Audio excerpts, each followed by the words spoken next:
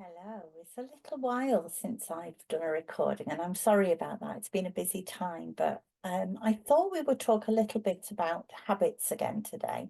We've talked about this so often, and as you know, I see eating disorders, disordered eating, eating distress, all of our difficult relationship with food and our bodies and weight as habitual thinking. And I've had quite a few conversations recently about how we start to move beyond that habitual thinking. And so I thought it was worth doing a little video just as something for you all to listen to and question, think about, okay, do I agree with that? Do I disagree? Because of course you don't have to see it my way, and that's cool.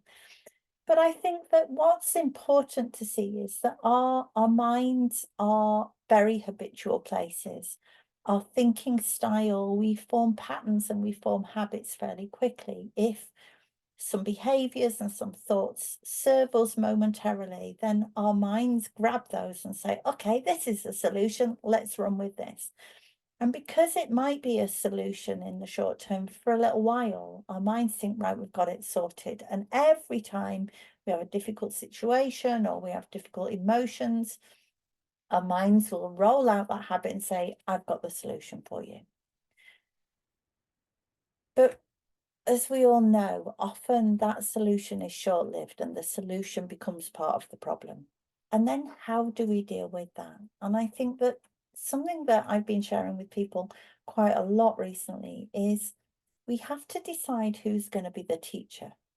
We're so used to being at school and being taught things, and our mind takes them on as fact and we run with that. And that's, our minds are amazing at dealing with intelligence, at dealing with learning to read and write and spell and add up and all of that clever stuff that we do intellectually. But they're not great at being in the moment, looking for an in the moment solution. So when we let our minds be the teacher for any given situation, they're gonna only ever bring old solutions, which are likely no longer serving us. So we've got to become the teacher for our minds. We've got to swap things over. And we've got to gently teach our minds, thanks for that information. Thanks for what you've given me all this time, but it's not working for me now. So I'm going to try something different. Now, if only it were that simple, because when we don't do what we're habitually used to doing, we're going to feel it. Our mind's going to say, hang on a minute, this is not okay. This isn't what we do. And we're going to feel anxious. We're going to feel fearful. We're going to feel worried. We're going to feel whatever we feel in those situations.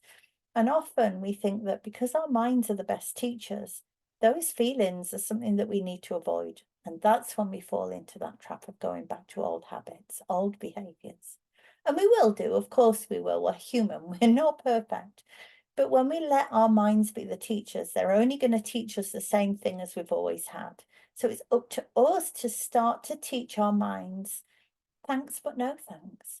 And to say, okay, I'm going to do something different. And I'm going to teach you what might change and what might be helpful for the future. Because yes, that was once upon a time helpful in the past momentarily, but it's not now. So we've got to teach our minds what we're going to do.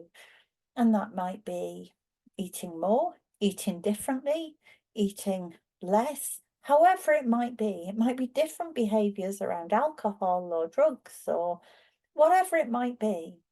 We've got to become the teacher for our minds, because our minds will only ever bring the same answers that they've always brought. So what do you want to teach your mind? What do you want it to learn from you? How are you going to do that?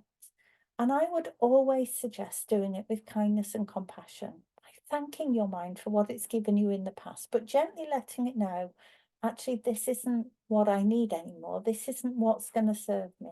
So I'm going to teach you new stuff about what's going to serve me going forward and what's going to serve my body and what's going to keep us working and thriving together. So become the teacher. That's my challenge to you this week. Take good care. Bye-bye.